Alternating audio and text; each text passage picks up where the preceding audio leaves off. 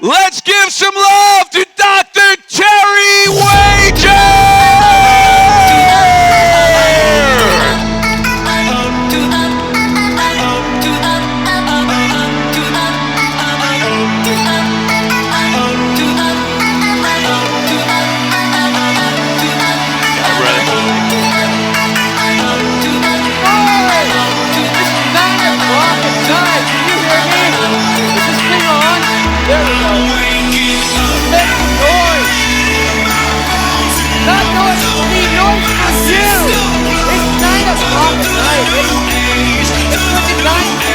At night, you guys are here because you guys care about something bigger. You guys care about taking care of yourselves in a way that moves you forward. But I have a question for you. I'm going to ask it in just a minute. We're talking about goals tonight in a little way, but we've talked about goals all day long, right? We started with commitment. What are we committing to? We're committing to a goal, aren't we? Now, when we think about goals, we think about, making a couple of bucks. We think about, getting a house. We think about, taking our family on vacation. We think about all these little things. But what is a goal? It's something farther off that we want to do that we're not exactly sure how we're going to do when we do it, right? And I talked last year a little bit about goals. And we talked about SMART goals. Who's here heard about SMART goals, right? What are they?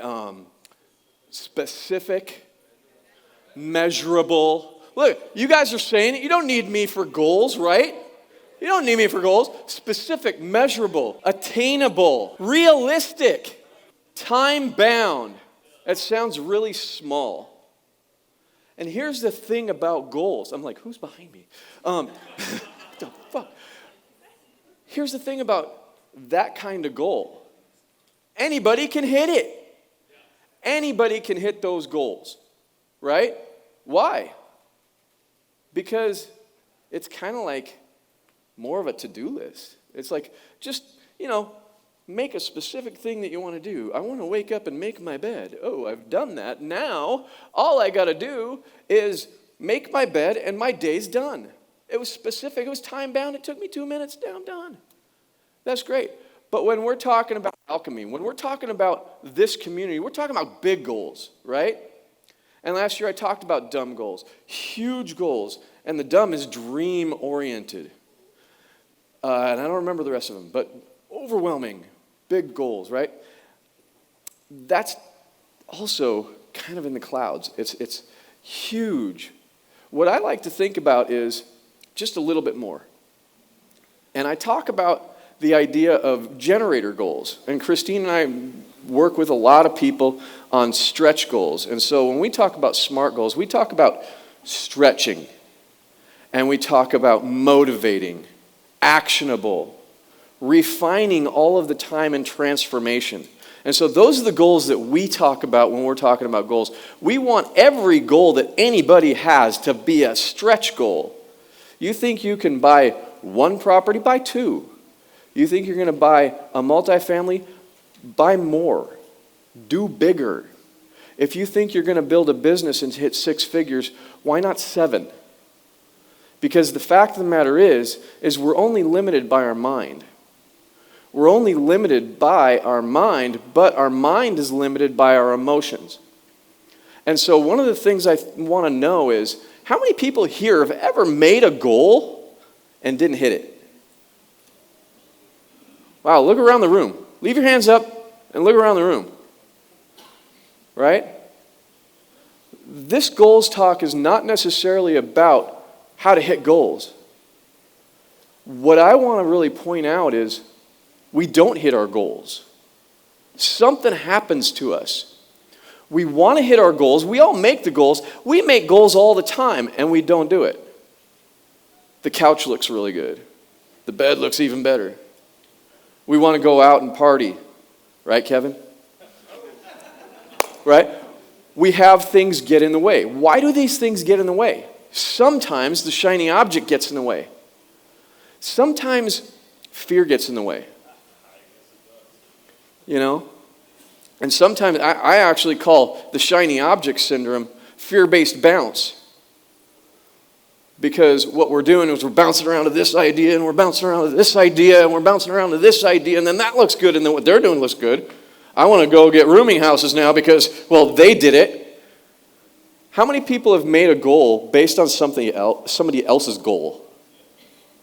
Oh, they did. I want to do that too. Oh, I want to do that. We actually started an Airbnb because we heard it in a mastermind and thought it was a good idea, so we did it. Right? Now, here's the thing. We did it. Some people do it and they don't do it. We did it. One of the things that Christine are really good at is deciding to do it. Take action. Everybody hear a lot around here about manifestation. I actually talk about manifest action. Taking action fast. It's way more important to take action fast than thinking that I'm going to think something up. Because when we're talking about that, it really actually pulls us away from the action when we're thinking too much. And the question I have for you guys, I wrote it down so I want you to think about it through the whole time. Who are you letting down because you're not living up to your full potential? Who are you letting down because you're not living up to your full potential? And where is the clicker? There it is. So I have this super cool PowerPoint. It's very short. But the first thing I think about is purpose. Now, when I look at goals, when I look at growth, why I got into this business in the first place, I wanted to help people. And the reason I wanted to help people is because I needed a lot of help. I needed a lot of help. When I was younger, I had alcohol problems. Some of you know that, some of you don't. But it wasn't like just a problem, it was a solution for me. Whenever I had any stress, whenever I did anything, my only thing that I thought to do was drink a little bit. And then run away somehow. And it turned into a real bad coping mechanism for me that I just ran, drank, did a little few other things too that were pretty bad. But, not bad. It was bad. But the funny thing is I had no idea what was going on in my life because I quit. I quit on me. I quit on anything that I thought I could do. And it was because of a 3-letter word that kills 12-letter word. The 3-letter word, ego. The 12-letter word is relationship. And my ego killed my relationship with me and everyone I knew. Because I listened to it, and it kept telling me that things were bad. It kept telling me things I couldn't do it. It kept telling me that they didn't like me. And they was my parents, right? They was my friends. They was my sister. They was my brother. Actually, all 4 sisters. They all hated me. I knew it. I knew it for a fact that nobody really liked me. And I went through my teenage years like that, freaking knowing that they didn't like me. What I didn't realize, it wasn't them, it was me. I didn't like me, and I didn't have a purpose because my only purpose in life was to run away from things. Now, I'm pretty sure that nobody here can relate to anything like that, right? No, everybody has a great idea of themselves. Everybody has a great way of looking at themselves. Every time we do something, we're celebrating, we're positive and all of this stuff. I was not positive. There wasn't anything positive about me except that I knew I sucked. I knew that I had nothing to offer anyone. I knew that I just didn't belong. Anybody ever feel like you didn't belong? Right? And it got so bad that I actually ran away from my family. I moved. I just disappeared for like 3 years. I actually got sober right before that, and it didn't work out so well, so I ran away, and I just got worse. Anybody know somebody who has a drug or alcohol problem? Or maybe has it yourself, who knows? We all have those things. We know somebody who's touched it. We know somebody been touched by it. We watch them just destroy themselves, right? Only it was me, watching me in the mirror do it. There was a point in my life I couldn't even recognize who I was looking at. And I had no purpose. It was dark. It was lonely. And everybody that left, my biggest problem was I didn't blame them. I would have left me too. In fact, I was very jealous that they left because I couldn't go. I had to wake up with me. It's terrible. It was the self-loathing that you just can't even understand. And I don't expect anybody to understand what I'm talking about as far as that goes. But how about just a little bit of frustration with yourself? How about just looking at yourself and not being happy with the way things are? Or even worse, the people around you. You get irritated with them, frustrated with them. You sit there and point out the things that they're not doing right. Well, whenever we're pointing, we got 3 pointing back. The things that the other people are doing bug me because I'm doing it too. And I don't even know it. Well, the interesting thing is about 26 years old, I got a DUI. Now, I had been doing things that just didn't work in my life for years, and I chased away jobs, I chased away opportunity. By the way, ego, anybody know what it stands for? Edge God out. That is my favorite one, but it's also eliminator of great opportunity. And I eliminated great opportunities right and left on a daily basis, choosing to run away from me, to run away from life, to run away from everyone. And I didn't know how to make any changes.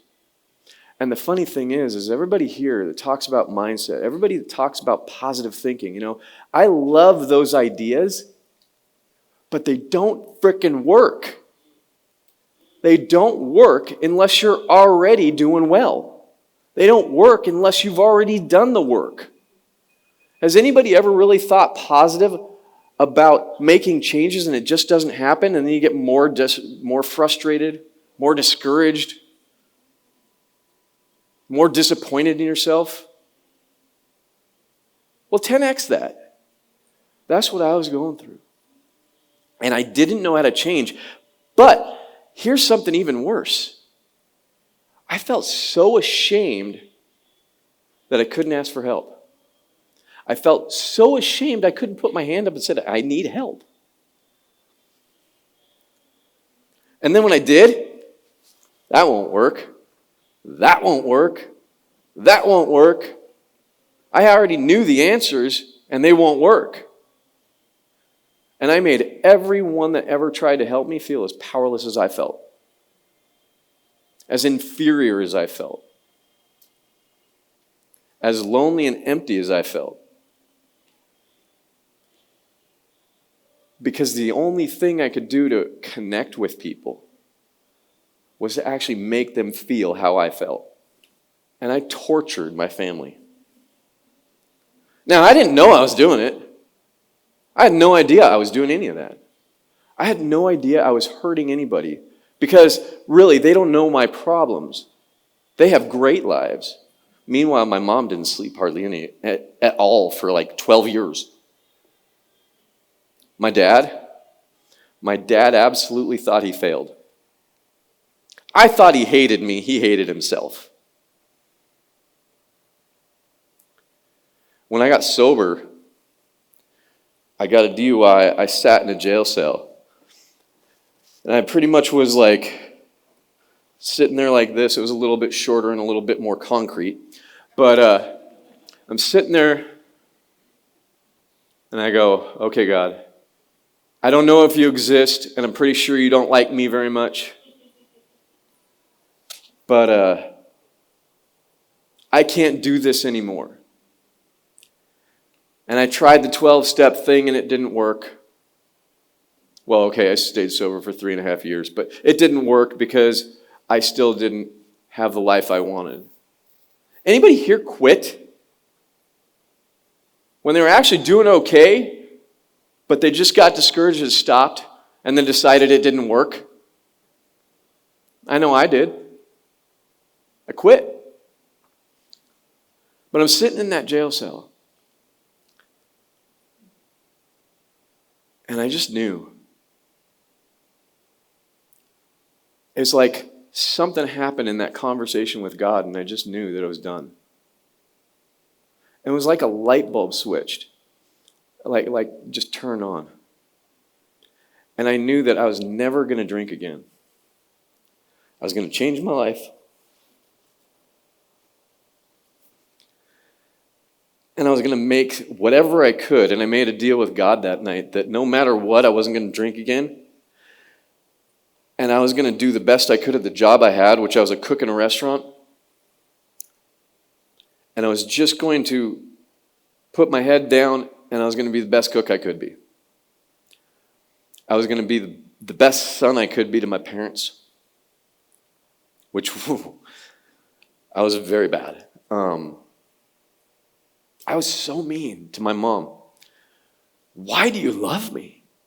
Why do you call me handsome? I'd say that stuff to her. I mean, that wasn't just when I was like getting sober. That was when I was like 7 or 8. I had such a bad look of myself.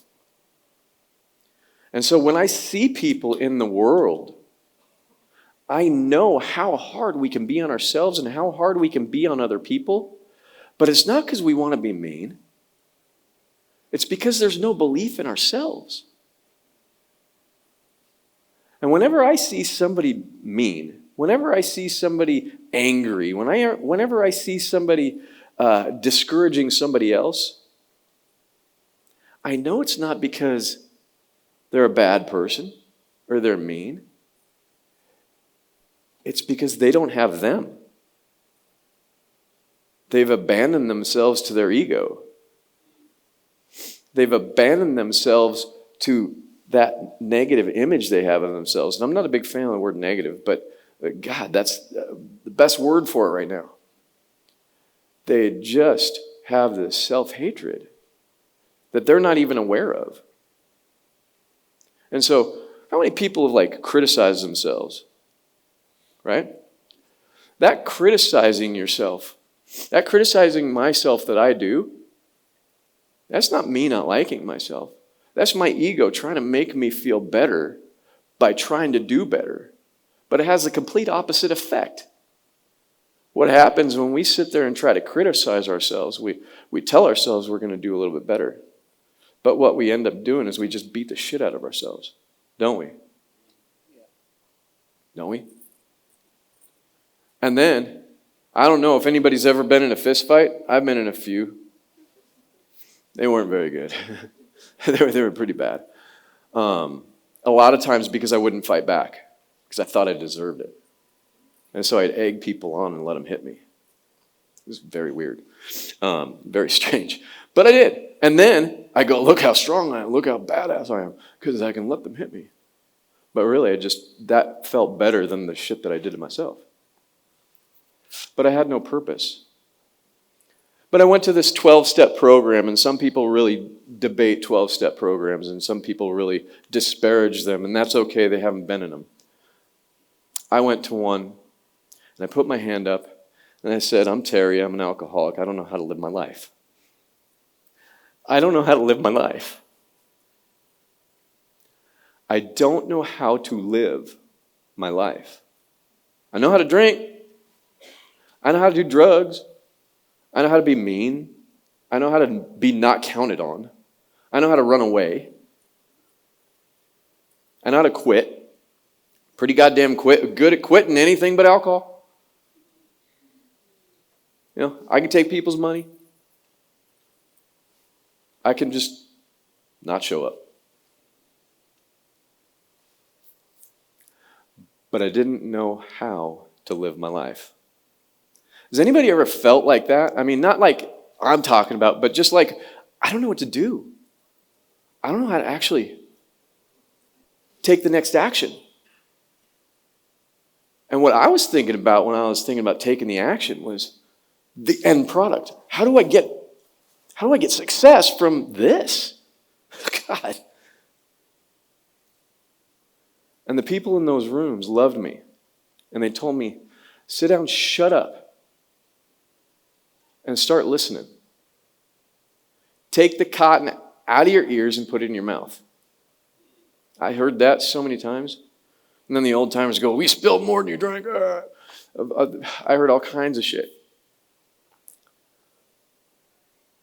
But the one thing they said, and this is the thing that I do for everybody that I work with, everybody I connect with, I will love you until you learn to love yourself.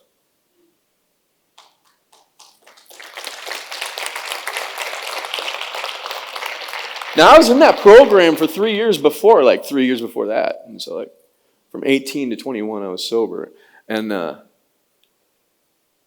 heard him say that stuff, but it didn't make any sense to me. I thought they were all full of shit. I bet you in here, sometimes we think that the speakers are full of shit, right? I know I do.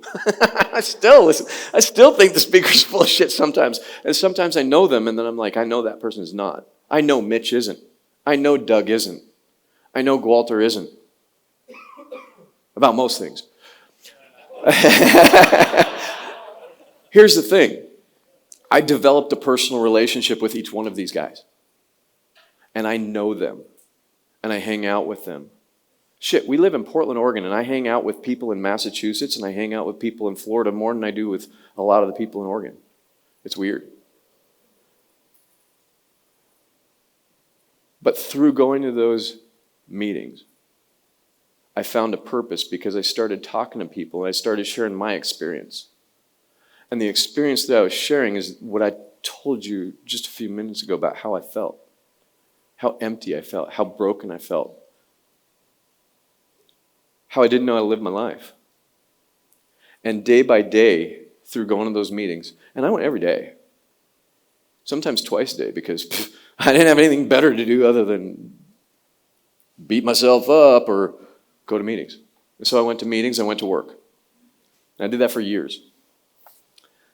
But about 2 years sober, what I started noticing is the people that I talked to, their lives changed amazingly. And every time I helped somebody, I felt way better about myself. And I started realizing I had a real gift.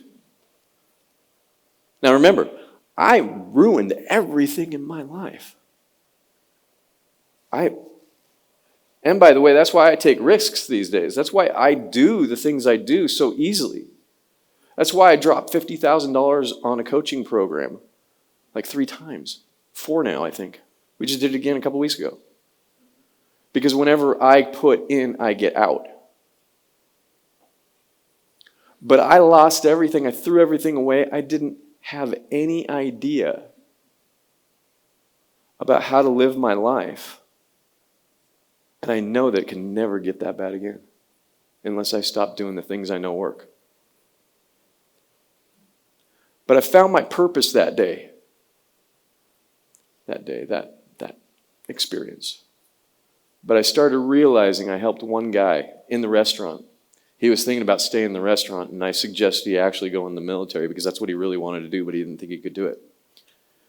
And it was Mitch Durfee. No, I'm just kidding.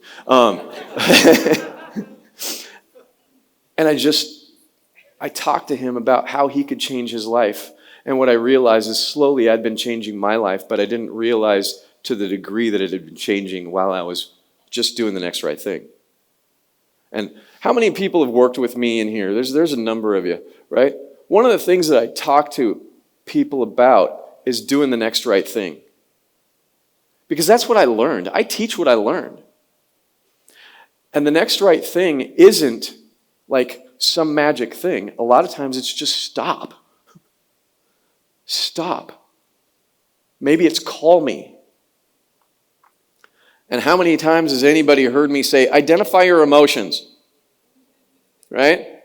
Go down the damn list. I have a list of emotions I made for people because I know how hard it was for me to identify my emotions. See, I didn't have a thinking problem. Well, I still have a thinking problem. But it wasn't my thinking that was the problem. It was the fact that I would not allow myself to connect to my emotions. I pushed them away. I fought them. I ran from them. My whole drinking and drugs, all of that stuff, was because I was running from my emotions. And then my head got louder and louder and louder and louder. And I got a book. Some of you have read it. Some of you have bought it and looked at the title because it was a great title. It was a freaking killer title. Quit taking your own bad advice. How to stop overthinking and start following the brilliance of others. And I follow the brilliance of my coaches. I follow the brilliance of my masterminds. But before that, I followed the brilliance of some other people who got sober the way that they showed me how to get sober, and I did what they did, and my life changed. And here's the thing, I'm talking about sobriety. I'm talking about something that maybe most of you don't know a whole lot about.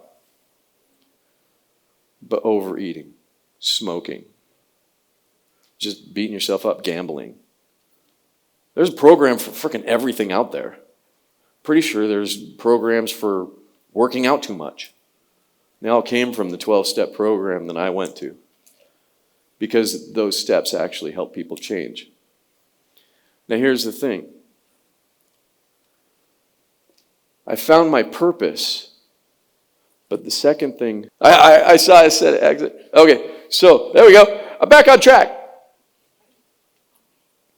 Purpose was the thing that I found. But I needed faith, and I had none of that when I went into the program.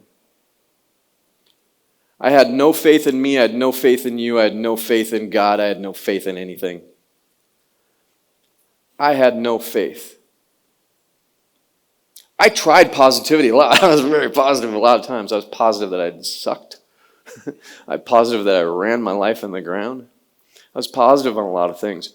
But when I tried positivity, I knew that I was lying to myself.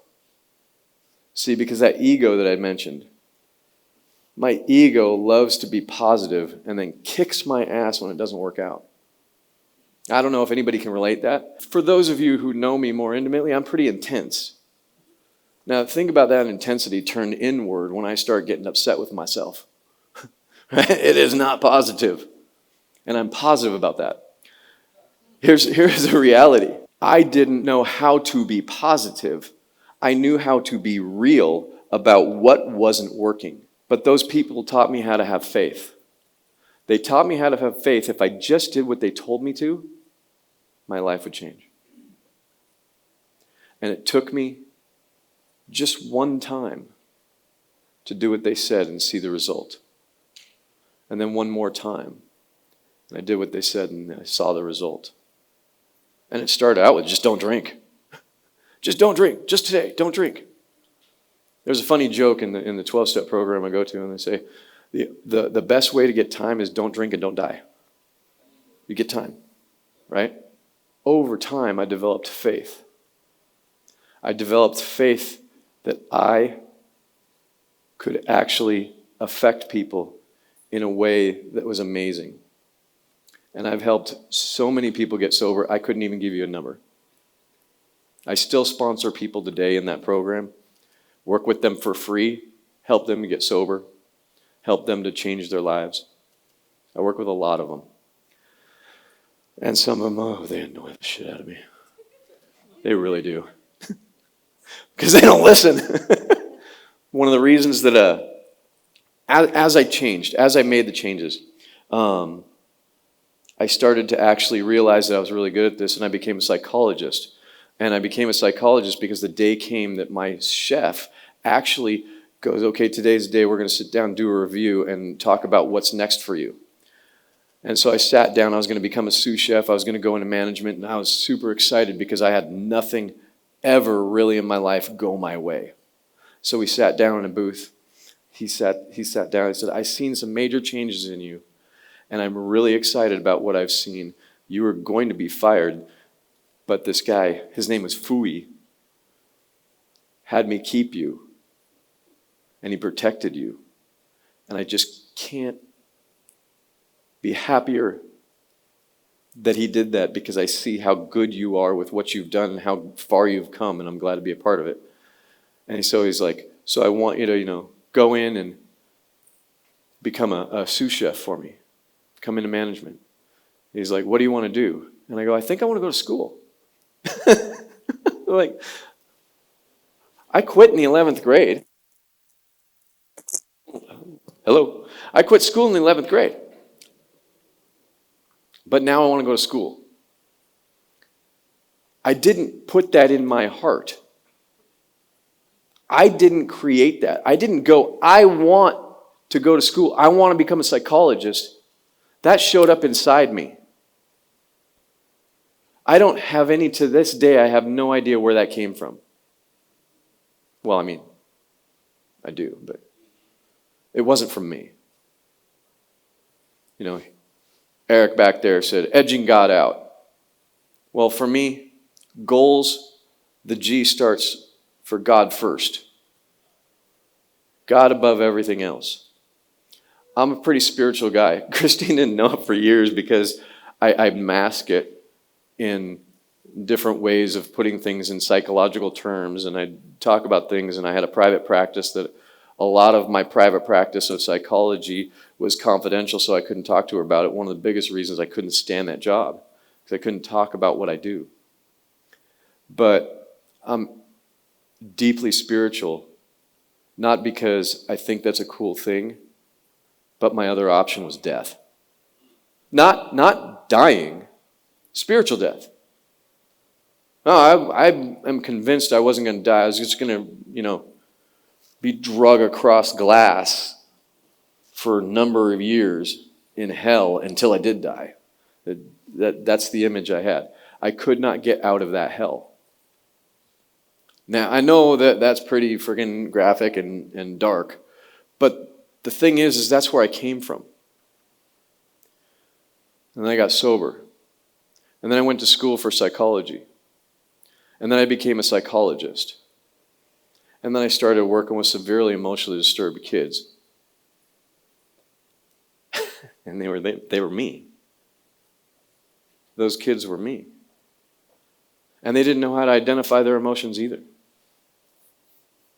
And I started putting things together and helping them learn how to identify their emotions. And we'd watch these kids that I work with just change and grow and become what they were supposed to be. And then I ended up working in a prison system. I used to say, and then I went to prison, and everybody didn't understand what I was saying because I said it wrong, which I do sometimes. But I was a correctional psychologist for 5 years. And in there, the guys that I was working with, they had the same problem as me. They couldn't identify their emotions, so they fought. And they stole, and they hurt, and they were me. The only difference that I had the grace of God to pull me out of that shit, and I did the work. I took the action. I developed the faith. And as I developed the faith, I started realizing that I could do anything I wanted as long as I put God first. And I think with everyone in here, you got something. You may not have alcoholism or wasn't, whatever.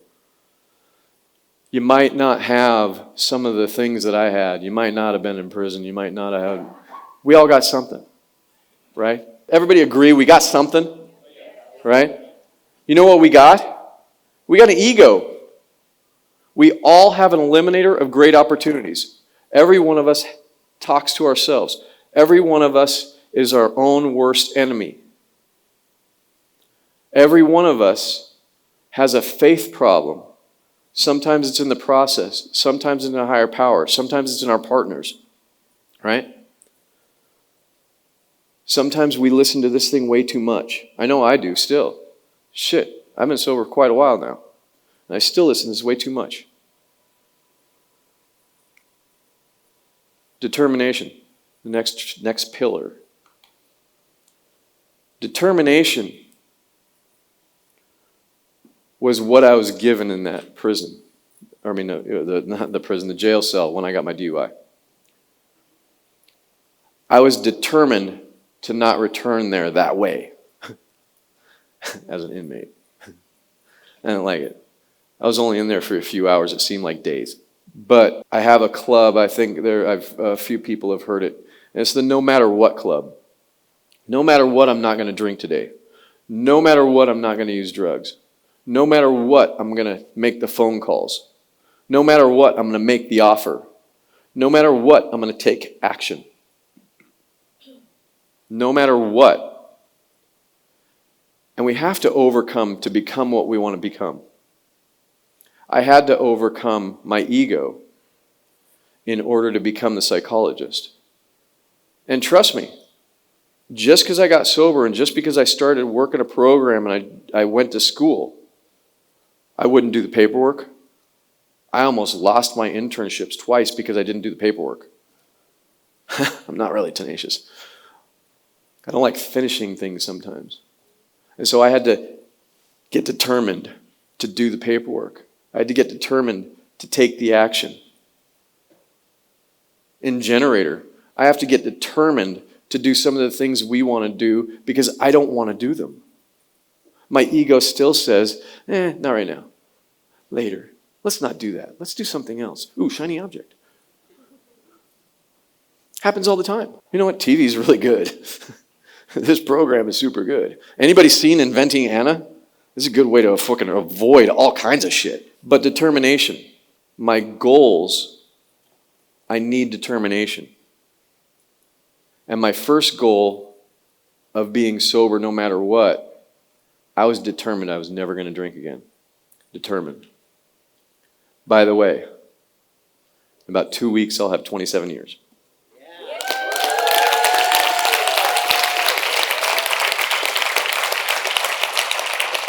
That's 27 years, one day at a time, making the same choice to show up for myself the way I did the first day. I still say I don't know how to live my life, only I add without God. And I overcame the alcohol. I overcome that ego talking to me to become the person I need to be for you guys. The person I need to be for Christine. The person I need to be for me. And whenever I choose God, this quiets down. Whenever I choose to identify my emotions, my ego calms down. If I avoid my emotions, my ego gets loud. And so I'm determined to identify my emotions to get triggered. I'm determined to take responsibility for when the argument happens, it's my fault. I never blame anybody else for an argument I get in. It's me.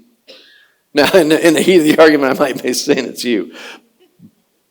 But it's me. Because the only one I can change is me. If I have a problem in my relationship, how many people have a relationship here? How many people have a problem in your relationship from time to time? Yeah, the problem's you. Problem's you, sorry. It's you. Because you can't change the other person. You can't change the other person. And when we're determined to change the other person, it never works. We have to be determined to change ourselves and to put our hands up. And I'm not a big one for apologizing. I'm not a big one to say, I'm sorry. You know why? I said that for years. Drunk, using, hungover. Oh, I'm sorry I did it again. I'm sorry I wrecked your car, Dad. Again. I'm sorry doesn't work. But I was wrong is really strong. Everybody say that with me. I was wrong was really strong. It's really strong. When you can admit you're wrong, now you can be open to learning something new. Right? And so, page 55 of my book, it's kind of a running joke between me and my clients. Because page 55, I say, the cure for all of us is to say, how was I wrong? How was I wrong? Because whenever we go into anything we're doing, our perspective is thinking that we're right, and our ego is helping us to see how. I always know I'm right. Right away. I know it right away. I can tell. And I am 100% certain You people who worked with me, who hang out with me, who know me, whenever I say something, it's the God's honest truth. I know. Now, I could totally be wrong, but I'm certain. I'm probably one of the most certain people you've ever met.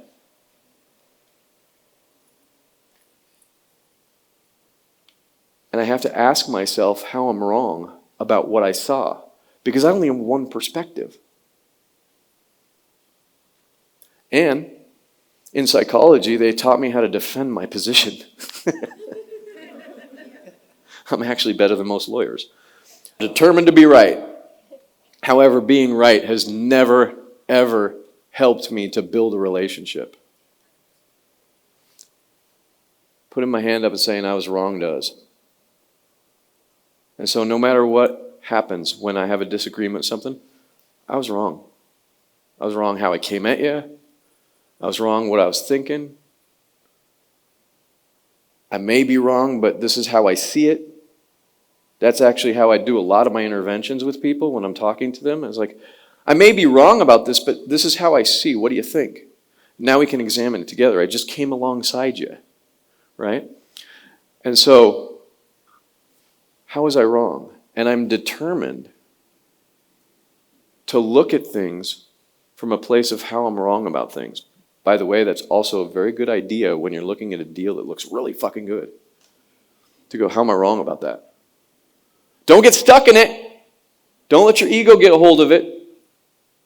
Because your ego will sit there and tell you, oh, how you're wrong. And then you go, shit, I better not do it. It's a balance thing. You got to identify your emotions around that. You got to identify where your fears are. You got to admit your fears. It's one of the first things I learned in the 12-step program is you got to admit your fear. You got to admit your unmanageability. And it goes stark against positive thinking, by the way. It goes against all the positive mental attitude to go, I'm afraid. And my life's unmanageable. But talking about how positive everything is and shit never really got me anywhere. But admitting my fear and confronting it and asking for help from coaches, from sponsors, from friends, from my parents. When I admitted my fear and I walked into it.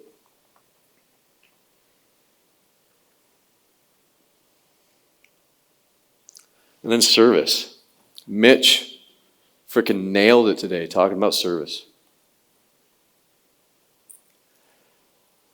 In the recovery book that I read, 7 times before the book even starts, it says something to the effect of, when all else ceases, one alcoholic helping another gets them through to the next day. It says it 7 times before the book even starts. It stresses that the service is what actually keeps us moving forward. And the joke is, you got to go help somebody else so you can get the hell out of your own way so God can do something good in your life. I kind of like that. It's pretty funny. And so I have to move me out of my way so God can actually help me grow. And what better way than to go help other people? And I'm an egomaniac with an inferiority complex. My coach told me that. And she's right. I think she went to some meetings with me or something. But the funny thing is when I start helping other people, I forget about me. And I'm able to be there for them. And they talk about humility as like not thinking less of yourself, but thinking about yourself less. And so I learned that in those 12 steps. I learned that in my world of recovery. And I take it into my Generator coaching. And we came up with Generator coaching as a name because we talked about, Christine and I talk about the idea of Generator. We generate our results. I am a result of everything I've generated in my life. The years that I had no purpose other than beating myself up, that was super fun. I don't recommend it. The years that I did that, I generated my results. When I started actually making changes in my life, I generated those results. And when we start helping our clients, we help them to see how they need faith, determination, and service to generate the results that they're looking for. And so, who are you letting down because you're not living up to your full potential? What is your full potential? How do you know you got there? How do you know the goal that you wrote down today when Walter told you wrote down? You just didn't write down because it seemed good at the time. How do you know what your goal is? See, for me, my goals came out of my pain. They didn't come out of, ooh, I want a beach house. I do. But my goals came out of my pain. I was talking to somebody earlier today, and I was telling them about when I first met Walter at our mastermind. It wasn't our mastermind, it was our retreat. And Walter was talking about hating his apartment complex that he was managing. He loved owning the apartments, but he hated managing them. And he was like, I just love money, and I love real estate because you make a lot of money. It was pretty funny. But as we talked about it, what we realized, or what he realized, what I brought him to the way I do, is that he did apartments because he likes providing a home for people because he wanted a home. He didn't have the home he wanted when he was growing up, and so he provides homes for people. That's why he does apartments. And I would have to say that somebody's phone is lost. But I don't know if anybody else heard that. But I believe that anybody that gets into real estate, especially multifamily, their purpose is because they want to provide people homes. I truly, honestly believe that it's a security thing that they want to provide homes for people. Now, everybody has their own reasoning, but it's because they didn't have something that they were looking for. They want some kind of safety. They want some kind of thing that they can just settle down in. And they want to provide that for other people. And it makes a hell of a lot of money, right? I mean, that's true. But it's not the money, it's the purpose. And the determination, it's all about stepping into whatever scares you. Let me say that again. Determination is not about just keeping going. It's going into the things that scare you. It's going into the things that make you uncomfortable. Whenever we're living up to our full potential, it's because we're scared to death. We're walking into things that scare us. Maybe it's quitting your job and doing that thing you wanted to do. Maybe it's starting a business. Maybe it's being honest with your partner about what you're missing. Maybe it's being honest with yourself that you want to make a change that you haven't made. I don't know what it is for you, but I know for me, my purpose came from my pain. And every goal that I ever make revolves around my purpose. And the only way that you're going to actually hit a goal that you want is when you connect it to your purpose that was connected to your pain. When we get in there and we really get real with ourselves and we stop all of this pop mental bullshit, when we start getting fucking real, that's when our lives start changing. It doesn't matter what happens. We can have SMART goals, We could have Generator S.M.A.R.T goals and stick all the tactics. It's great. You can have a stretch goal. I think it's a good idea. I think it's great that your goals motivate you. I think it's great that they're, because if you don't have an actionable goal, it's just stupid. I have a goal of thinking about something going to happen, and maybe it will. Woo! But you got to take action. And you got to refine. Shit, Christine, since me and Christine started Generator Coaching, we've refined what it looks like. COVID helped us refine it. Shit, we made a whole marketing plan and COVID hit. Like the day after we put this marketing plan together. And we had to refine. We had to reorganize. We had to reset. And we want transformation. And that's what everybody's here doing today, is they're looking for that one nugget. They're looking for that one little thing that's going to transform their lives. Maybe Elizabeth Faircloth talked about it. Maybe Doug talks about it like every time he's up here. Maybe I talk about it. Maybe Walter talks about it. Ryan talks about it. These goals are our desires, and our desires come from a higher power. If you don't believe, well, start. Just start. Because, you got a choice. This is what I got. I got the choice. The choice is start working on your life on a spiritual path, right? Accept spiritual help.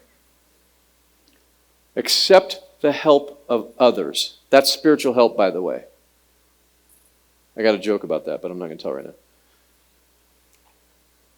Accept spiritual help or choose the bitter end.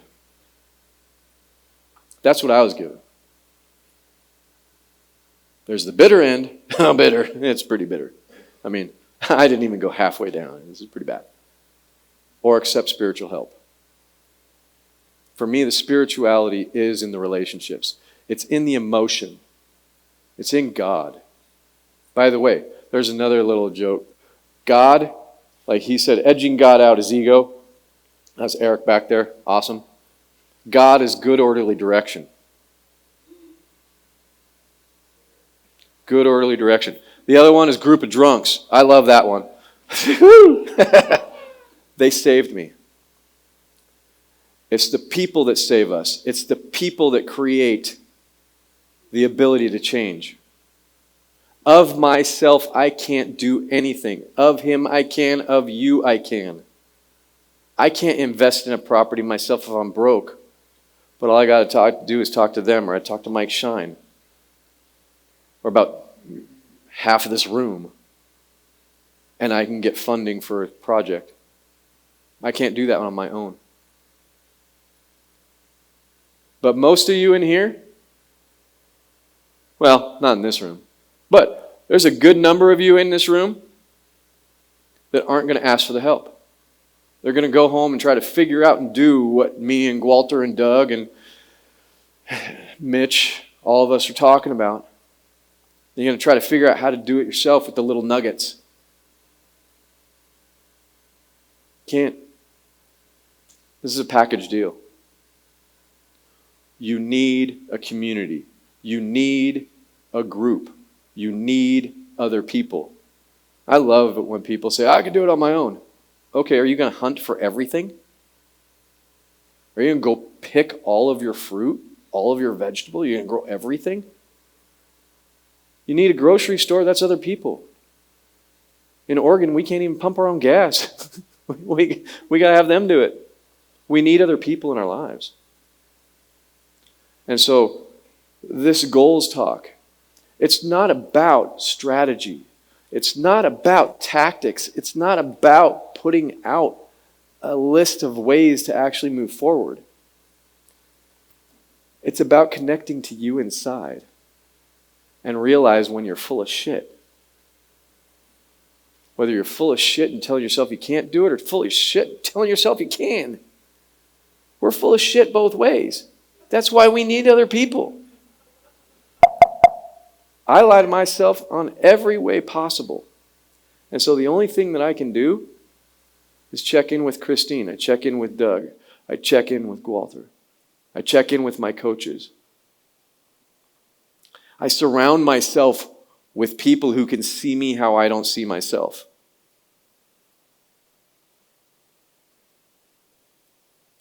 I have a lot of people in my phone that know me intimately, that know me deeply, that can call me on my shit.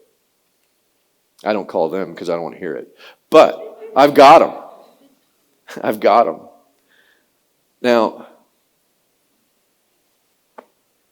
who are you letting down because you're not living up to your full potential? Do you even know your full potential? I bet you're wrong. I bet you could 10x it. Grant Cardone, who? 10x? Here, you can do so much more. I was lucky to be a sous chef in a restaurant. That's what I thought my potential might have been. I was almost fired from that. And now I run Generator Coaching with Christine. And I've had a successful career of psychology. In fact, when I was working in the prison, they adopted a program, a behavior change program that I put together. I had no idea that would happen. Shit, I didn't even know I was going to work in a prison. We don't know what's next. We have no idea what's next.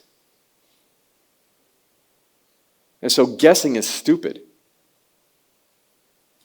Why don't you try taking a chance? Why don't you try living up your potential? Why don't you try becoming vulnerable? Walter had you say your goals to each other. That's great. But what I want you to do is really look at those goals and then ask yourself, how am I wrong about those goals?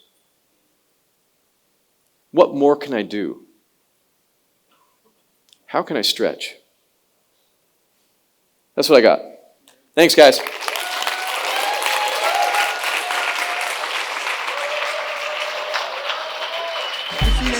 Mercedes on TV, I bought that. I had some felony charges, I bought that. Let's give it up for Dr. Jerry Wager!